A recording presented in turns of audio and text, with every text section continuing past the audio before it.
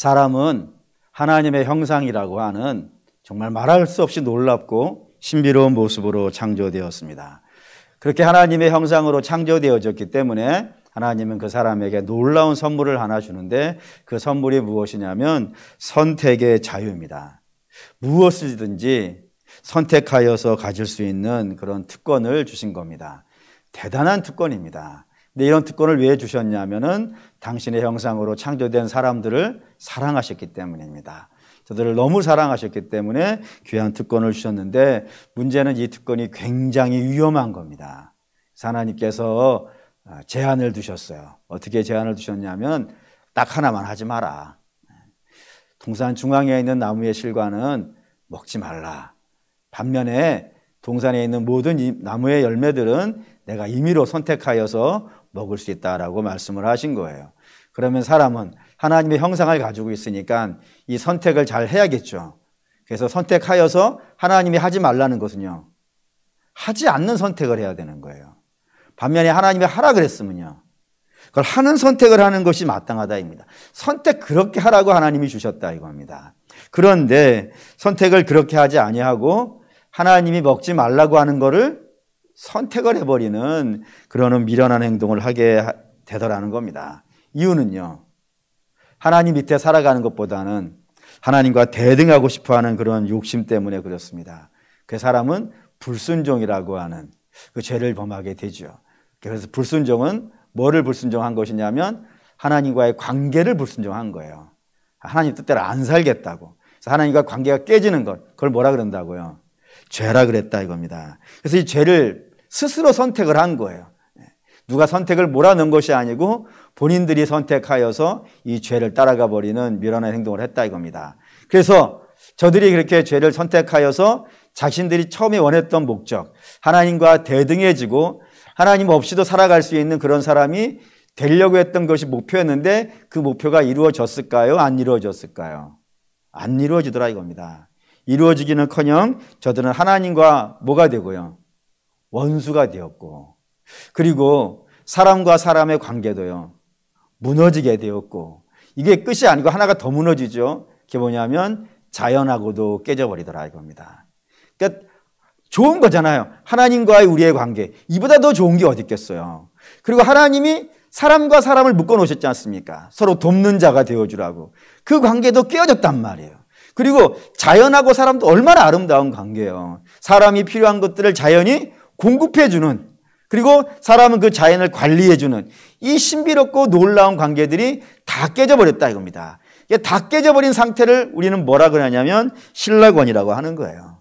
낙원을 잃어버리는 그런 비참한 상태에 빠졌다 이겁니다. 뭐 때문에요? 사람이 죄를 선택하였기 때문에 그렇다 이겁니다. 그 때문에 저 무너져 버린 것들을 다시 회복하려면 어떻게 해야 되겠어요? 죄를 다루어야 돼요. 죄를 안 다루고서는 저것이 죄 때문에 무너졌으니까 다른 것 때문에 무너진 게 아니라니까요. 하나님과의 관계를 끊어버리겠다고 하는 저 죄 때문에 저 모든 아름다운 관계들이 깨어졌기 때문에 저걸 다시 회복하려면 하나님 모든 이 무너진 것, 죄들을 다시 회복해야 되는 그런 일들이 생겨졌다 이겁니다. 그래서 하나님이 이 무너진 관계들을 회복할 수 있도록 한 3가지 정도를 주셨다라고 일반적으로 알려져 있어요. 그 3가지가 무엇이냐면 첫 번째는 양심과 본성입니다. 사람에게 선한 양심을 주셨고 순수한 본성을 주셨어요. 그래서 그것을 가지고 한번 저 죄를 통제해봐라, 다스려봐라 했다 이겁니다. 그랬더니 다스려지더라, 안 다스려지더라. 뭘로 증명이 되어지나요? 그 창세기 4장부터 나오는 이야기가 증명해준다 이겁니다. 어떻게 나오냐면 형이 동생을 죽이는 거예요. 특별한 이유도 아니에요. 자기에게 어마어마한 손해를 끼친 것도 아니에요. 그런데 동생을 죽여버리더라 이겁니다. 양심과 본성으로 할 수 없는 일을 하더라 이거예요. 뿐만 아니라 그 뒤에는 하나님의 자녀들마저도 다 타락해버리는 일들이 발생하더라 이겁니다. 그래서 하나님이 사람 지으심을 어떻게 하셨다고요? 한탄하시더라. 사람 지은 걸 한탄하셔가지고 결국에는 저들에게 뭐를 내리시는 거예요?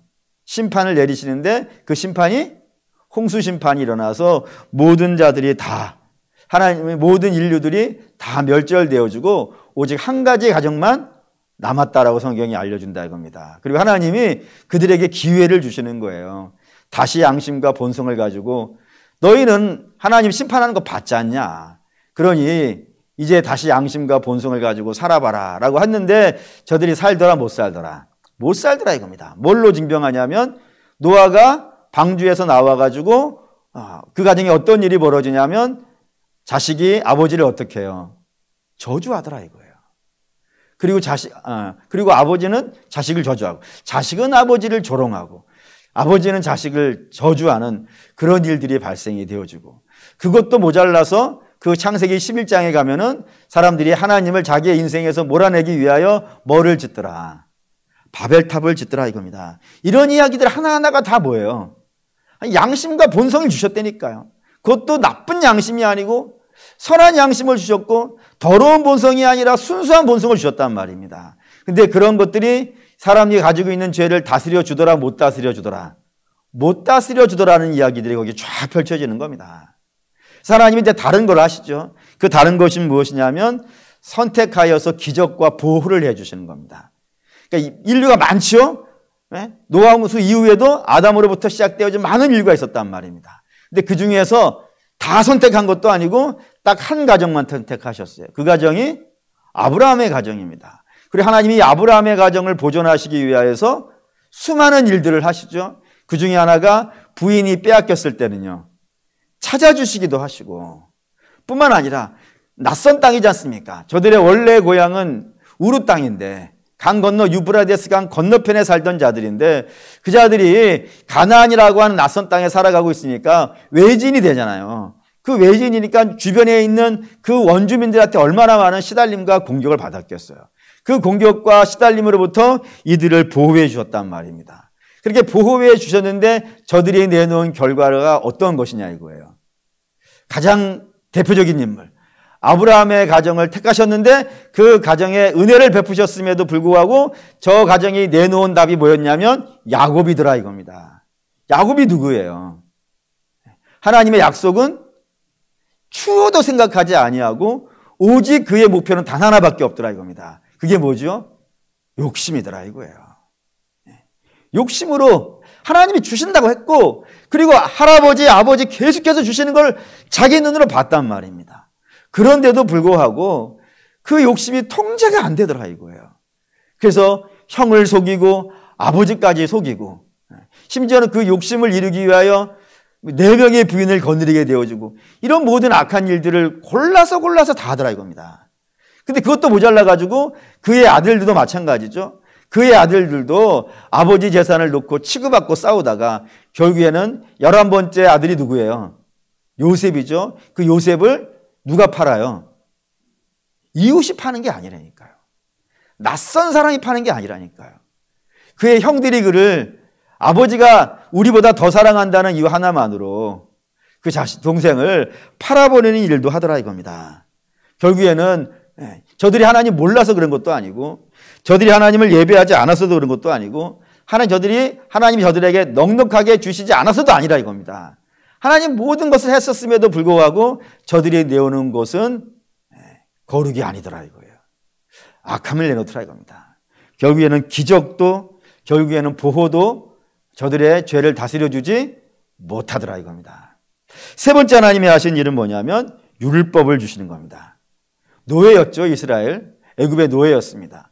저들을 불러내시는데 그냥 불러내시는 것이 아니라 놀라운 기적들을 행하시면서 저들을 불러내셨고 그리고 그들을 신의 산으로 부르셨습니다. 그리고 그들에게 율법을 주시면서 이거 지키라 하시는 거예요. 근데 그 지키라고 할 때 율법에는 2가지 핵심적인 내용이 있습니다. 그게 뭐냐면 상과 벌이에요. 그래서 율법을 잘 지키면요 모든 민족들 중에서 뛰어나게 되는 상을 주겠다라고 말씀하시고 반면에 율법을 안 지키면요 너 망하게 하겠다라고 하는 벌을 선포하셨단 말입니다. 다시 말하면은 상 받기 위해서라도 뭐 하라고요? 죄 다스려 보라고. 벌 무섭지 않냐 이거예요. 무서우니까 그 무서움 안 당하기 위해서라도 뭐 해보라고요? 죄를 다스려 보라고. 그렇게 말씀하신 거라 이겁니다. 그래서 그렇게 율법의 생활이 시작되었는데 이스라엘은 그거를 지키더라 안 지키더라? 안 지키더라 이겁니다. 저들은 하나님의 상을 기대하지 않습니다. 또한 반대로 하나님이 벌 내리시겠다는 것도 두려워하지 않습니다. 예언자들이 나타나서 수도 없이 외쳤음에도 불구하고 오히려 그 예언자를 가두고 몰아내고 심지어는 죽이면서까지도 하나님의 상 받기를 거절하고 하나님의 벌 받는 걸 두려워하지 않고 살더라 이겁니다. 그래서 결국에는 어떻게 되는 거예요? 북이스라엘은 아수르라는 나라에 의해서 망하게 되어지고 남유다는요 바벨론이라는 나라에 의해서 망하더라 이겁니다. 그래서 망해서 없어졌단 말이에요. 근데 하나님 저들을 사랑하시사 저들에게 다시 기회를 주시죠. 그래서 바벨론에서 포로가 되어져 있는 자들을 데리고 오셔가지고 다시 이스라엘을 시작하도록 만들어 주셨다 이겁니다. 그러면 두 번째 기회를 주셨잖아요. 그럼 잘해야 돼요, 못 해야 돼요? 잘해야죠. 잘했을까요, 못 했을까요? 처음에는 잘합니다. 에스라나 느헤미야나 이런 시절에는 잘하죠. 근데 사람이 가지고 있는 의의 결정적인 약점이 하나가 있습니다. 그 약점이 뭐냐면 저들의 의가 뭐와 같다고요? 새벽 이슬 같더라 이거예요. 오래 가지 않는다 이거예요. 마치 우리 쓰는 속담으로 말한다면 작심삼일이라고 할까요? 또는 화장실 갈 때와 화장실 올 때가 다르더라는 것이죠. 그처럼요. 금방금방 변하더라 이겁니다. 근데 그 변하는 것이 이전보다 더 악한 모습으로 변해버리더라 이거예요. 그래서 결국에는 말라기에 가면 하나님께서 야 누가 성전문 좀 닫아줬으면 좋겠다. 저들 보는 게 내가 정말 힘들다 라고 할 정도로 이스라엘 타락해 버리더라는 겁니다. 이 모든 이야기들이 구약에 등장하는 이야기입니다. 구약의 전부예요. 다시 말하면 죄에 빠져서 고통받고 있는 이스라엘을 하나님께서 저들을 죄를 다스리게 하기 위하여 좋은 것들이지 않습니까? 양심, 본성 얼마나 귀한 것이에요. 그리고 기적과 보호하심 이것도 얼마나 귀한 것입니까? 율법도 얼마나 선하고 아름다운 것이에요. 하나님이 좋은 것을 몰아주셨단 말입니다. 그것도 그냥 주시는 것이 아니라 오래 참으시면서 그리고 인자와 자비를 베푸시면서 이 세 가지를 공급해 주셨는데 사람들은 그 죄를 다스리더라 못 다스리더라. 다스리지 못하더라 이거예요. 오히려 죄를 다스리기는커녕 하나님이 주신 그 좋은 것 양심을 망가뜨려 버리고 그리고 기적을 이상하게 사용해 버리고 그리고 율법을 타락시켜 버리는 그런 일까지 하더라 이겁니다. 왜 그러냐면 그게 죄가 가지고 있는 위력입니다. 죄는 모든 것들을 타락시켜 버리는 그런 강력한 힘이 그 안에 있거든요. 그래서 구약 성경이 우리에게 선포해 주는 메시지가 있어요.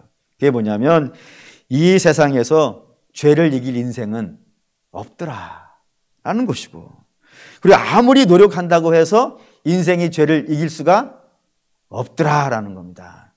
이기기는커녕 죄 속에서 허덕이고 살다가 결국에는 하나님의 진노의 때예요. 심판을 받아서 멸망에 사라져버릴 수밖에 없는 것이 인생이더라라는 것이 구약이 우리에게 준 메시지가 되어져요. 그러면 하나님께서 오래 하셨죠. 구약 내내 하셨으니까. 그러면은 이제 그만하자. 얘네들은 뭘 줘도 안 되는 애들이야. 좋은 거를 줘도 못하는 애들이야. 그러니 뭘 이제 더 줄 게 뭐가 있겠어라고 이제 손 터실 만도 하죠. 그리고 손 터셔도 누가 하나 다 그게 부당하다고 말할 수 없는 그런 상황이 될 것입니다. 근데 우리 하나님에게는 결정적인 장점이 하나가 있어요. 이건 뭐 상상하기 어려운 장점이 하나가 있습니다. 그게 뭐냐면 당신의 백성을 포기하지를 못하더라 이거예요. 당신의 백성에 대해서 지치지 않으시더라는 겁니다. 그래서 하나님이 지치지 않고 포기하지 아니하시고 이전까지 누구도 상상해 보지 못했던 놀라운 계획을 하나를 이미 창세전에 계획하신 것인데 그 창세전에 계획하신 것을 이 모든 것들을 다 망가뜨려 버린 인생 앞에서 실시하게 되어지는데 그게 뭘까요? 그게 십자가더라 이겁니다. 당신의 아들에게 그 죄를 인생이 도저히 감당 안 되는 죄를 그의 어깨 위에 다 올려놓고 하나님이 그를 죽이시는 거예요. 그래서 아들을 관역 삼으셔서 당신의 진노를 쏟아부었고 그 진노를 통하여서 아들이 죽으면서 모두 같이 죽는 거예요. 죄도 같이 죽는 거예요. 그래서 당신의 백성을 거기서 끄집어내는 일을 하시기 위하여서 이 땅에 들어오시더라 이겁니다. 근데 여러분, 여기서 여러분들이 꼭 잊지 말아야 되는 게 있어요. 뭐냐면 예수님이 이 땅에 들어오시잖아요. 원래 하늘에 계셨던 분인데, 하늘 보좌에 계셨던 분인데 그분이 하늘 보좌를 버리시고 이 땅에 들어오시는 거예요. 육체의 몸을 입고 들어오시는 거예요. 왜 들어오시는 거예요? 죽으러 오시는 거예요. 죽으러 오시는 거예요. 아멘이 됩니까? 네, 죽으러 오시는 거예요. 왜 이걸 여러분에게 강조하냐면 이거를 안 믿는 사람들이 의외로 많아요. 의외로 많아요. 네, 예를 든다면 혹시 자유주의 신학이라는 걸 들어보셨나 모르겠습니다. 거기에서 이렇게 얘기해요. 예수님의 죽음은 의인이 어쩔 수 없이 죽은 거예요. 애통하게 죽은 거예요. 왜 애통하게 죽냐면 뭔가를 해보려고 했어요. 뭔가를. 이 땅에 와서 새로운 역사를 만들고 이 죄의 역사를 끝내고 뭔가 좀 새로운 걸 시작해 보려고 했단 말입니다. 그런데 억울하게 죽었다 이거예요. 그래서 우리는 어떤 사람이냐면 그 억울하게 죽으신 그 주님의 유지를 받들어서 그 주님이 그때 하지 못하셨던 일들을 우리가 그 뒤를 이어서 해야 된다라고 말하는 신학이 자유주의 신학입니다. 그리고 자유주의 신학의 대표자가 저와 여러분이 알고 있는 아프리카의 성자인 알버트 슈바이처예요. 그래서 그분이 아프리카 가서 왜 그 삶을 살아가냐면은 그게 예수님의 이루지 못한 소망을 내가 이루겠다라고 해서 거기에 들어가서 애를 쓰는 거라 이겁니다. 그래서 그의 행동은 우리가 존경할 수 있어요. 그리고 그를 높이 추앙해 줄 수도 있고 잘했다고 얘기해 줄 수 있어요. 하지만 그의 믿음은 우리하고 관계없는 거예요. 신앙하고 관계없는 것이고 복음하고 관계없는 거라 이겁니다. 그렇게 사는 사람도 있어요. 이단도 그렇지 않습니까? 이단이 가지고 있는 가장 중요한 특징은 뭐냐면 두 가지예요. 하나는 우리가 똑같이 예수님 위대하신 분이라 한단 말입니다. 그런데 그 위대하신 분이지만 이 땅에 오셔가지고 당신이 하시려고 했던 그 일을 이루지 못했다 이거예요. 왜요? 죽어버렸으니까. 그래서 그 이루지 못했으니까 그 일을 이루기 위해서 누가 왔다? 우리 교주 왔다 이거예요. 우리 교주를 예수님처럼 믿으라라고 얘기하는 것이 이단이라 이겁니다. 그래서 사랑하는 우리 믿음의 성도 여러분, 이 중요한 문제가 되는 거예요. 예수님은 어쩔 수 없이 죽으신 분이 아니라니까요. 뭔가를 해보려다가 능력이 딸려가지고 이 시대의 역사의 수레바퀴에 치여 죽으신 분이 아니더라 이겁니다. 우리 주님은 처음부터 이 땅에 우리의 죄를 담당해서 죽으시려는 그 목적을 이루시려고 이 땅에 들어오셨고, 들어오셔서 실제로 당신의 몸에다가 모든 인생들의 죄를요 다 올려놨단 말이에요. 세상 죄를 지고 가는 하나님의 어린 양, 그렇듯이 당신의 어깨 위에다가 모든 세상 죄를 다 짊어지시고 하나님의 관역이 되신 거예요. 관역이 되어 그 화를 맞았고 하나님이 그에게 주신 진노의 잔을요 단 한 방울도 남기지 않고 다 마셔버렸다 이겁니다. 그래서 그 주님의 죽으심으로 말미암아서 우리가 어떻게 되는 거예요? 구원을 입었다 이겁니다. 값없이. 우리 아무것도 하지 않았지만 우리 주님의 그 창조주의 놀라운 사랑에 힘입어서 우리가 우리의 죄를 주님께 드렸고, 주님은 그 우리의 죄를 짊어지시고 죽으심으로 인하여서 그 죄의 짐이 우리에게서 어떻게 된 거예요? 벗겨져 버린 거예요. 우리의 힘으로 벗겨낸 것이 아니라 우리 주님이 벗겨주셨다 이겁니다. 죄의 짐이 벗겨졌으니까 우리는 자유를 얻은 것이고요, 해방을 얻었다 이겁니다. 그 자유와 죄가 벗겨지고 자유와 해방을 얻었으니까 하나님과의 우리의 관계는 어떻게 됐을까요? 화해됐죠. 화해됐겠죠? 아니, 죄가 하나님과 우리를 갈라놨다면서요. 그러면 죄가 소멸되어졌으면 그 갈라진 관계가 어떻게 되어야 되는 거예요? 화해가 되어져야 되고 화목하게 되어지는 것입니다. 그것을 넘어서 가지고 이제 우리는 하나님의 자녀가 되어지는 놀라운 영광을 입었다 이겁니다. 그럼 사랑하는 여러분, 이게 끝일까요? 십자가가 이게 끝일까요? 근데 참 안타까운 것은 스스로 내가 하나님의 자녀 되었다라고 말하시는 분이나 또는 내가 구원받았다, 내가 거듭났다라고 말하는 분들 중에 적지 않은 분들이 저기까지가 복음의 끝인 줄 알고 있는 분들이 의외로 많이 있어요. 내가 죄사함 받은 것 중요해요. 말할 수가 없이 중요해요. 근데 그 죄사함 받고 하나님과 화목해진 것, 여기가 복음의 끝인 줄 알고 저기가 뭐 마지막인 줄 알더라 이겁니다. 근데 여기에 이제 문제가 생기는 거예요. 그렇게 이해하면은. 어떤 문제가 생기냐면, 내가 죄를 졌어요. 그래서 하나님 앞에 가서 용서를 구했어요. 하나님 어떻게 하시겠어요? 용서하시겠죠? 용서 안 하실까? 용서하시겠죠? 근데 그게 끝이니까 그 다음 뭐 해야겠어요? 할 게 없어요. 그래서 또 이 땅에 사는 거예요. 또 살다 보니까 또 어떻게 되겠어요? 죄를 짓겠죠? 그럼 뭐 하겠어요? 또 가서 또 회개하겠죠? 그럼 하나님 또 어떻게 하시겠어요? 용서하시겠죠? 이것만 반복하다가 인생이 끝나버리는 거예요. 그것 때문에 세상 사람들이 우리가 가지고 있는 복음을 조롱해요.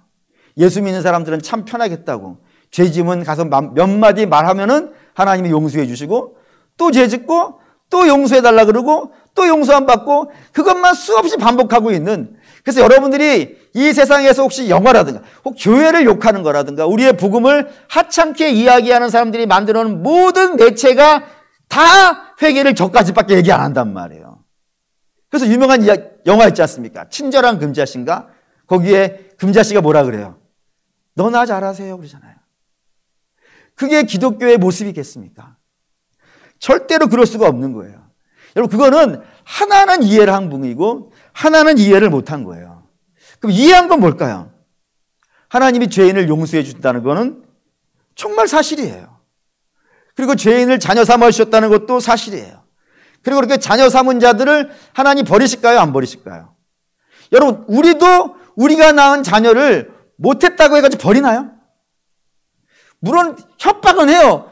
너 호주 가서 파버릴 거야. 너 이제부터 나를 아저씨라고 불러. 협박을 하죠. 근데 그건 그냥 협박이지 진짜로 쫓아내는 일은요, 없지요. 우리의 연약한 사랑으로도 자녀는 안 버려요. 근데 우리 주님이 당신의 아들을 버리고 당신의 자녀 삼으신 우리를 하나님께서 버리시겠습니까? 버리시지 않는다 이거예요.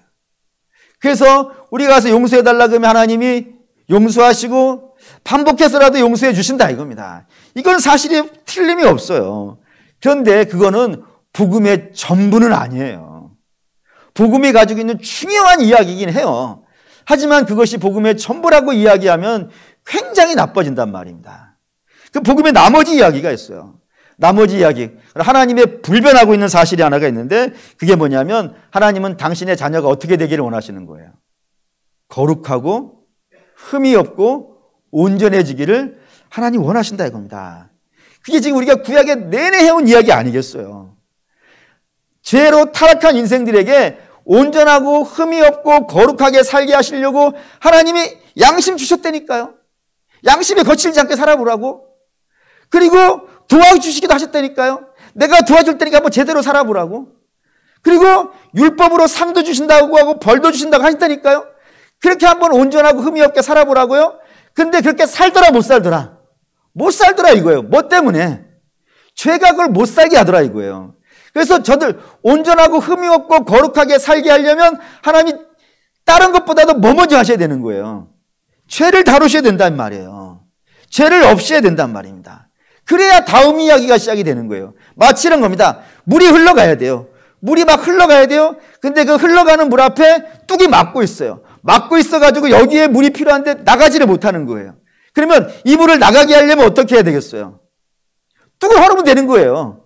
뚝을 헐어버리면 물이 자연스럽게 빠져나가서 밑에 뚝도 다 채워버리는 그런 일이 발생이 되어진다 이겁니다. 믿음도 마찬가지라고요. 우리가 거룩하고 온전하고 흠이 없게 살아가는 것이 하나님의 불변하신 뜻이란 말입니다. 하나님 뜻대로 살아가는 것, 하나님이 거부하라는 것 거부하고 하나님이 택하라는 것 택할 수 있는 그런 거룩한 삶을 살아가라고 하나님 우리를 불러주셨는데 죄가 그걸 못 살게 하고 있는 거란 말이에요. 그래서 우리 주님께서 아들을 통하여서 그 죄를 헐어버렸단 말입니다. 그러면 당연히 그 다음에 나와야 되는 게 뭐겠어요? 거룩하고 온전하고 흠이 없게 살아가려고 하는 믿음이 나와야 된다 이거예요. 자연스러운 거예요, 자연스러운 거. 그러니까 구원받은 자들은, 하나님께 용서함 받은 자들은 그거로 끝나는 것이 아니라 이제 내가 용서받았네? 그럼 이제부터는요, 온전하고 흠이 없이 살아가려고 하는 그 역사로 한 걸음 나가야 되는 것이 지극히 맞다 이겁니다. 성경은 이렇게 쓰는 거예요. 21절 보시죠. 21절 읽겠습니다. 전에 악한 행실로 멀리 떠나 마음으로 원수되었던 너희예요. 너희는 처음에 이전에 악한 죄로 말미암아서 하나님과 원수되었던 자들입니다. 그런데 그런 자들을 하나님께서 22절 읽겠습니다. 이제는 그의 육체의 죽음으로 말미암아 화목하게 하사 너희를 거룩하고 흠이 없고 책망할 것이 없는 자로 그 앞에 세우시고자 하셨나니에요. 하나님이 육체의 죽음이 뭐겠습니까? 20절로 육체의 죽음을 확인하시죠. 20절 그의 십자가의 피로 화평을 이루사 만물고 땅에 있는 것들이나 하늘에 있는 것들이 그로 말미암아 자기와 화목하게 되기를 기뻐하셨느니라. 이 십자가의 피라 이겁니다. 십자가의 피로 육체의 죽음으로 그 죄를 없이 했다 이거예요. 그 없이 하신 이유는 저들이 어떻게 되기를 원하시니까 하나님 앞에 서야 되는데 하나님 앞에 어떤 모습으로 서기를 원하신다고요. 다시 보시죠. 22절 1장 22절 다시 한번 읽겠습니다. 이제는 그의 육체의 죽음으로 말미암아 화목하게 하사 너희를 거룩하고 흠이 없고 책망할 것이 없는 자로 그 앞에 세우시라 한다고요. 하나님께서 목표하시는 것은 그 죄를 해결하신 이유는 죄가 해결되어졌어 이걸로 끝내려는 게 아니라 이거예요. 죄가 해결되어졌으니까 이제 너희는 하나님 앞에 서야 돼. 근데 하나님 앞에 어떤 모습으로 서야 되는 거예요? 거룩하고 흠이 없고 책망할 것이 없는 자의 모습으로 너희가 서야 된다 이겁니다. 그리고 그거를 23절 이거 안 써왔는데 이거 23절 보시죠. 그냥 23절 읽겠습니다. 만일 너희가 믿음에 거하고 터 위에 굳게 서서 너희 들은 바 복음의 소망에서 흔들리지 아니하면 그러하리라. 이 복음은 천하 만민에게 전파된 바요 나 바울은 이 복음의 일꾼 되니라. 여기 23절에 계속 반복되는 이야기가 뭐예요? 복음이지 않습니까? 복음의 소망, 복음은 천하에, 그리고 복음의 일꾼, 복음이 계속 반복되잖아요. 그 복음이 뭐인 거예요? 그 앞에 있는 거라 이거예요. 그 앞에 뭐가 있어요? 예수의 피로 너희의 죄를 사하시고 그 죄 사함 받은 자들이 그 다음에 어디까지 옮겨져 가는 거예요? 거룩하고 흠이 없게 되어지는 데까지 옮겨져 가는 걸 그걸 전체를 다 뭐라 그런다고요? 복음이라 한다 이거예요. 왜요? 우리의 힘으로는 저기를 못 가기 때문에 그렇다 이거예요. 우리의 능력으로는 거룩하고 흠이 없고 책망할 것이 없는 상태로 못 가요. 거기에 율법을 준다고 해서 되는 것 아니고 양심을 준다고 해서 되는 게 아니고 하나님이 기적을 베풀어 준다고 해서 되는 것이 아니더라 이겁니다. 왜냐하면 이 모든 것들도 다 결국에는 하나님이 도와주셔야 된다 이거예요. 하나님이 함께 해주셔야 율법이 율법다워지고 하나님이 함께 해주셔야 양심이 양심다워지고 하나님이 함께 해주셔야 기적이 기적이 되는 거예요. 하나님 뺀 게 죄인데 죄로는 이 삶을 살아갈 수가 없기 때문에 하나님께서 인생에 들어오시려고 그 죄의 문제를 다루더라 이겁니다. 고로 사랑하는 우리 믿음의 성도 여러분, 바라고 원하는데 우리 거듭난 성도인 줄 믿습니다. 거듭난 성도는 반드시 여러분 매일같이 두 가지를 여러분들이 마음속에 점검을 하셔야 돼요. 그 첫 번째는 뭐냐면 내가 어디에서 어떻게 구원받았는가. 이거 절대로 잊어버리시면 안 되고 늘 마음으로 새기셔야 돼요. 어디서 구원받으셨어요? 죄에서 구원받았어요. 우리는 온전한 데에서 온 자들이 아니라 망하는 데에서 온 자들이에요. 그것도 어떻게 해서요? 아들이 죽어서 온 거예요. 우리의 힘으로 온 게 아니에요. 하나님의 은혜로 왔다 이겁니다. 그 때문에 복음을 아는 자들은 반드시 내가 어디서 구원받고 어떻게 구원받았는지를 아는 자들은 반드시 내놓아야 되는 응답이 하나가 있어요. 그게 뭘까요? 감사예요.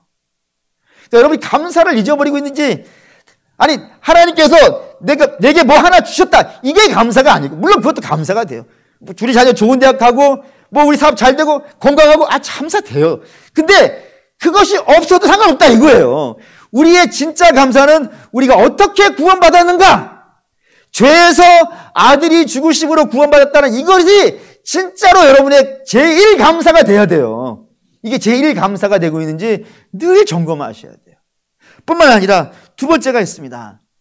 그렇게 죄사함 받았다고 믿어지신다면은 이제 거룩하고 흠이 없고 책망할 것이 없는 모습으로 내가 가고 있는가 보셔야 돼요. 이거는 우리의 노력이 좀 필요해요.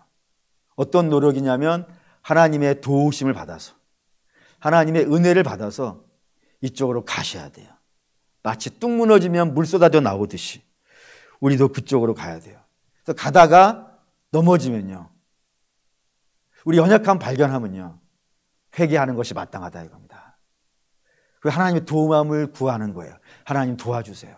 제가 저리로 가야 되는데 제 힘으로 못 가겠사오니 주님 도와주세요 라고 주의 도움을 구하고, 그리고 그 도움 구하여서 때로는 힘차게도 가는 것이고, 때로는 절면서도 가야 되는 것이고, 때로는 울면서도 가야 돼요. 왜요? 구원받은 자는 반드시 저리로 가야 돼요. 안 갈 수가 없어요. 왜냐하면 하나님이 우리를 향하셔 가지신 뜻이 저거예요. 거룩하고 흠이 없고 창망할 것이 없는 모습으로 하나님 앞에 서기를 바라시는 그 뜻이 있는데, 구원받았다고 하면서 저 뜻을 모르고 그냥 오늘도 죄짓고 용서해달라 하고 또 죄짓고 용서해달라고 반복하는 것은 하나님의 사랑에 대한 좀 모독이 되지 않을까요? 부모가 열심히 등 빠지게 돈 벌어서 자녀 가르치는데 자녀는 나 안 쫓겨날 테니까 오늘 학교 가다가 옆으로 빠져가지고 오락실에 가서 오락실 두들기고 있으면 그 어머니의 아버지의 사랑의 배신 아닙니까? 근데 왜 하나님의 사랑에 대해서 우리는 배신을 모를까요? 바라고 원하는데 사랑하는 믿음의 성도 여러분, 십자가의 최종 목표는 죄사함을 통하여서 거룩하고 흠이 없고 책망할 것이 없는 상태로 우리 하나님 앞에 서는 것, 이거를 이루시려고 주님께서 값비싼 죽음을 하신 겁니다. 그것이 그 죽음이 있는 날이 오늘이었다 이겁니다. 그래서 우리는 이걸 기념하는 거예요. 기념했으니까 그 사랑에 감사하고, 감사했으니까 이제 하나님이 기뻐하시는 삶으로 출발할 수 있는 저와 여러분 되시기를 주의 이름으로 축원합니다. 아멘. 결단하겠습니다.